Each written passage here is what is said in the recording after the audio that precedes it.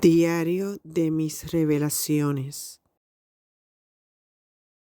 Quiero dedicar este libro a mi esposo, mis hijos, mi hermano, mi hermana, mis cuñados, quienes estuvieron ayudando como un equipo de trabajo mientras estuve enferma hasta que se logró mi recuperación.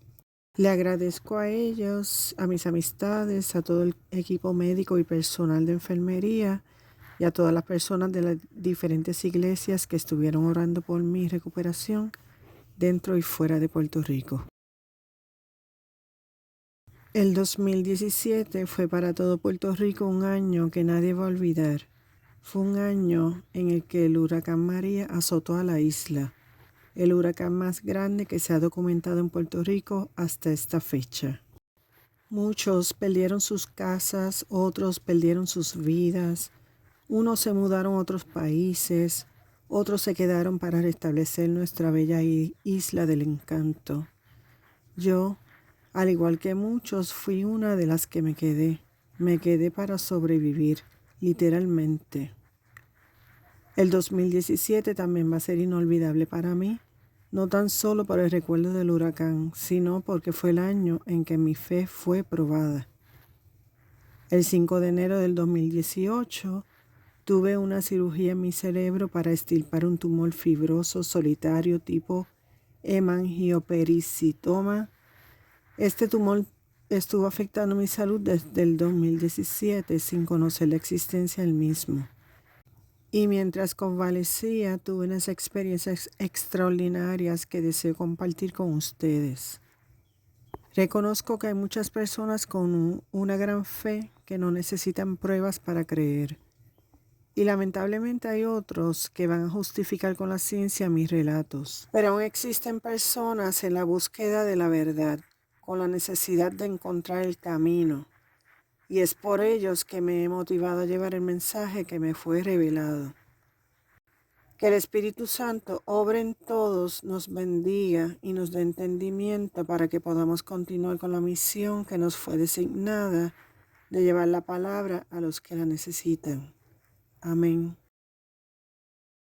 Capítulo 1. Previo a la cirugía. Enero de 2017. En la fiesta de Año Nuevo compartimos con ambas familias, la de mi esposo y la mía. Disfrutamos, pero aún así me hizo falta la presencia de mi madre, ya que había fallecido solo 7 meses antes de esta fecha.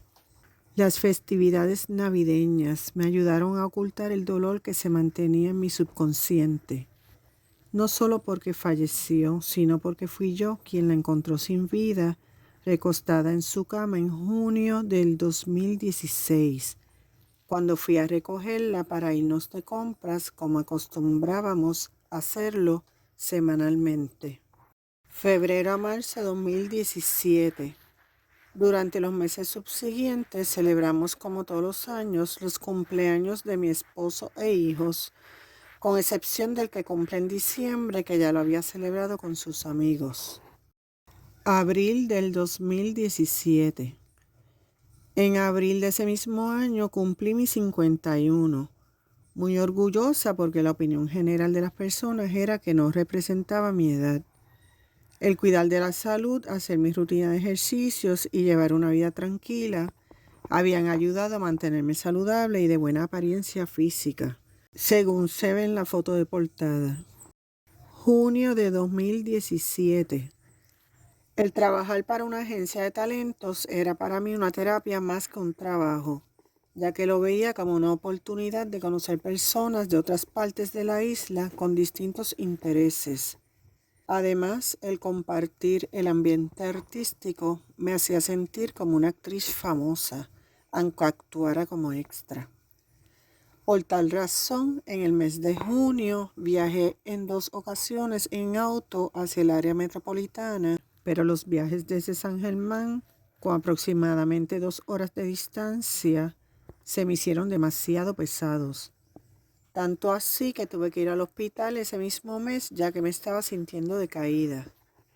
Sin embargo, al hacerme los análisis correspondientes, no se reflejó ningún virus o infección.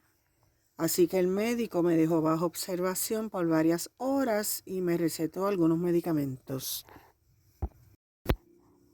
Julio de 2017. En julio, mi agente se comunicó conmigo para participar en una filmación de una serie de Estados Unidos que se iba a transmitir en un canal en línea. Increíblemente no acepté la invitación ya que nuevamente no me estaba sintiendo bien de salud. Para ese tiempo ya yo tenía planes de visitar a mi médico de cabecera, pero no quería que las vacaciones de mi hijo menor las pasara acompañándome a mis citas. Así que pensé ir en agosto, luego que él comenzara las clases.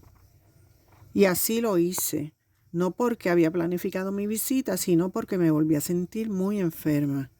Me sentía cansada y con náuseas. Recuerdo que para ese tiempo me daban dolores de cabeza muy continuos y resolvía tomando algunas veces ibuprofeno y otras veces acetaminofén.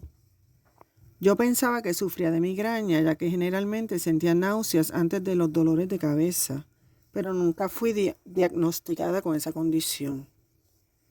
Yo no soy amante de tomar muchos medicamentos, prefiero usar medicina natural. No en pastillas, sino frutas y vegetales que contengan los nutrientes necesarios.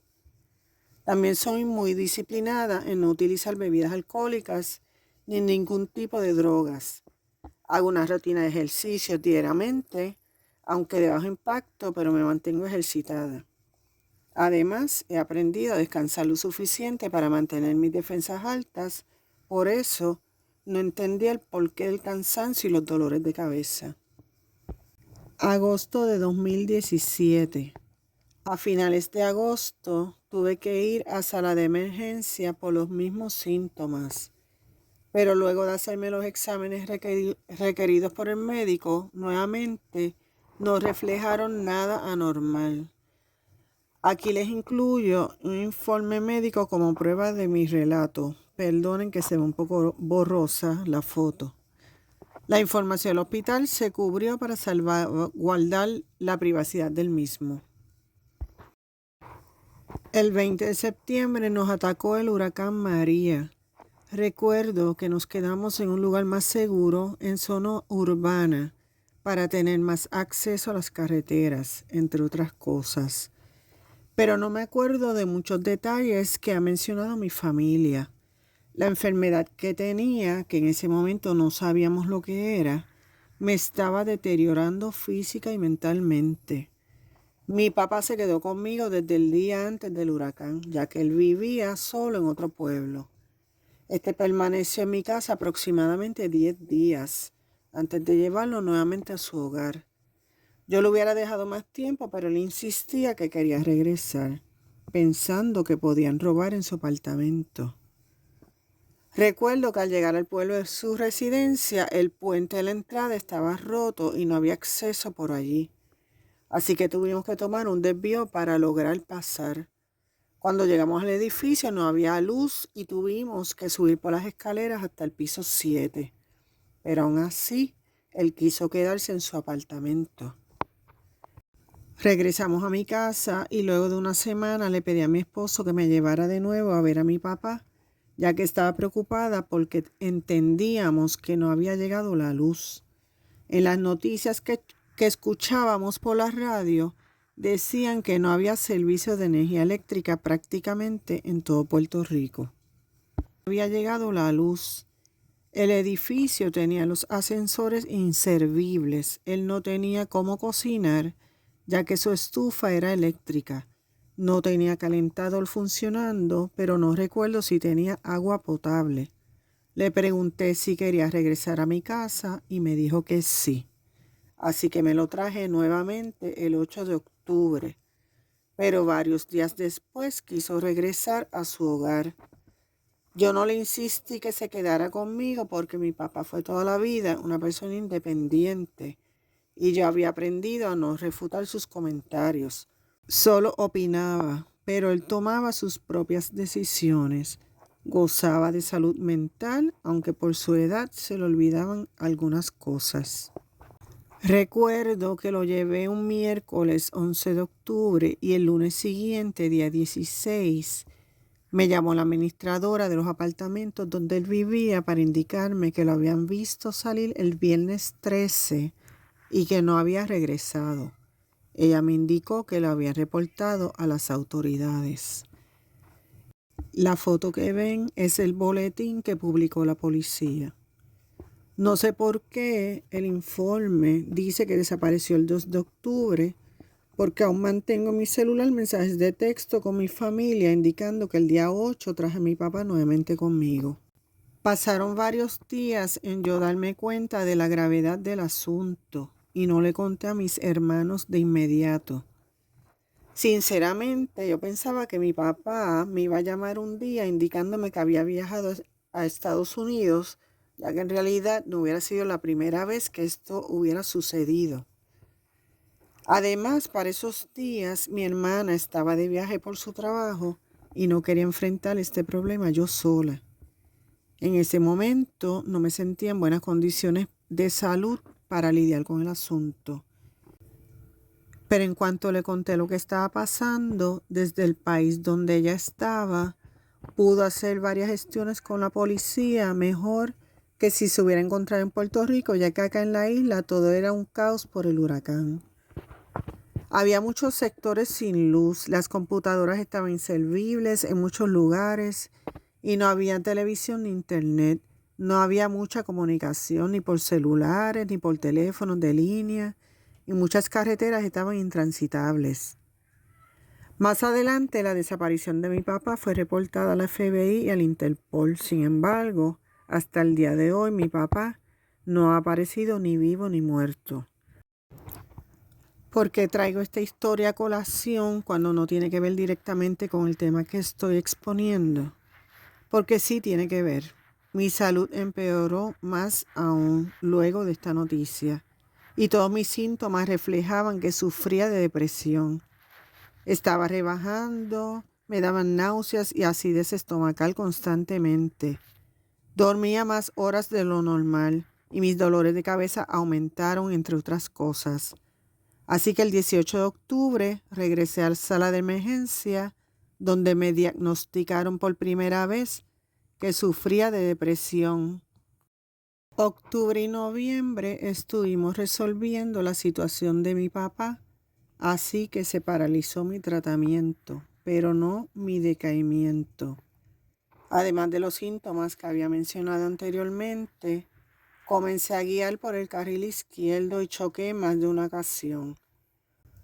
No cocinaba y estaba durmiendo la mayor parte del día. Aunque me apena todo lo que estaba sufriendo mi familia, mi esposo, mis hermanos y mis hijos, con el fallecimiento de mi mamá, la desaparición de mi papá y mi enfermedad, ellos estaban perdiendo a los suegros y su esposa, los padres y hermana menor, y los abuelos y la mamá, respectivamente, todos más o menos al mismo tiempo. Ya en diciembre yo no podía casi caminar, no cocinaba, no me peinaba y ni siquiera me quería bañar. Recuerdo que mi hermana me llevó a una estilista para desenredarme el cabello y esta estuvo aproximadamente 1 hora tratando hasta que logró peinarme. Sin embargo, según me contaron, al otro día mi pelo estaba igual de enredado. Mi médico recomendó que visitara un neurólogo, pero primeramente fui evaluada por una psicóloga y luego por un psiquiatra. Ambos estuvieron de acuerdo en lo que mis síntomas mostraban y diagnosticaron que yo sufría de depresión severa. Así que su recomendación fue internarme en un hospital psiquiátrico. Ante la negación de dar este paso tan difícil, mi esposo prefirió cuidarme en casa y llevarme a las fiestas navideñas familiares que se estaban celebrando. Yo lo acompañaba, pero me dormía en cada lugar que visitábamos, hasta que en la despedida de año, en casa de unas amistades, casi me desmayo. Mi esposo me llevó a nuestra casa, luego de eso dormí 30 horas corridas. Enero de 2018. De esos días solo recuerdo que me sentía tan débil que no podía levantarme. Solo lo hacía para ir al baño, pero sentía que se me salían los orines antes de llegar. No tenía fuerzas ni para caminar, y cuando trataba de hacerlo, sentía como si lo estuviera haciendo encima de un tubo.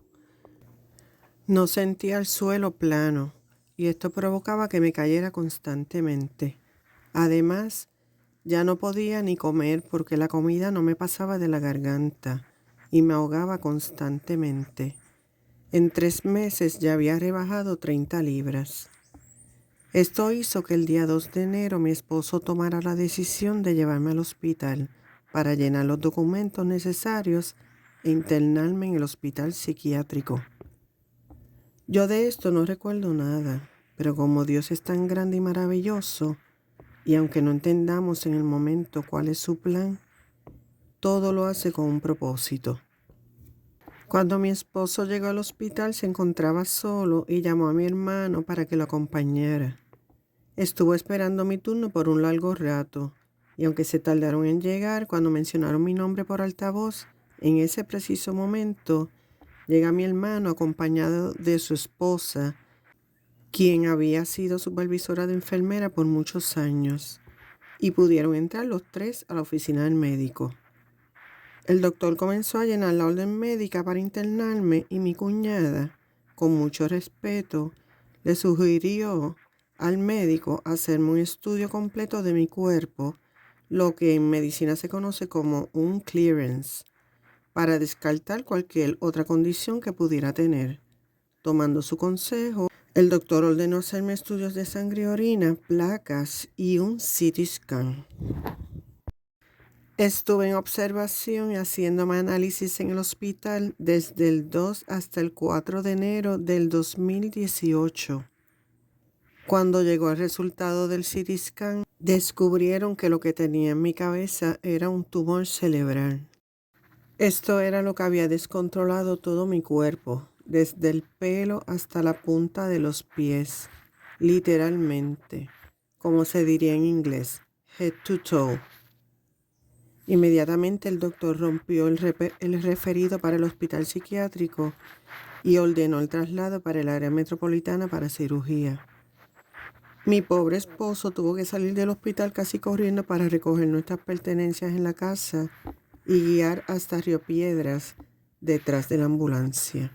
Mi hermano y su esposa se hicieron cargo de mi hijo menor y mis hijos mayores tomaron posesión de la casa para poder estar cerca, ayudar con la escuela y cumplir con sus trabajos, respectivamente. Mientras que en San Juan ya mi hermana estaba pendiente de nuestra llegada, así como mi cuñado y su esposa. Entre todos hicieron un buen plan de trabajo para ayudarnos, lo cual estaré eternamente agradecida. Así las cosas, el 5 de enero de 2018, en la víspera del Día de Reyes, me encontraba en sala de cirugía extirpándome un tumor cerebral. Gracias a Dios Todopoderoso, la biopsia que se hizo tuvo resultados negativos a cáncer. Fue uno benigno. Pero si me hubieran internado en el hospital psiquiátrico como se había recomendado, hoy no estuviera contando esta historia.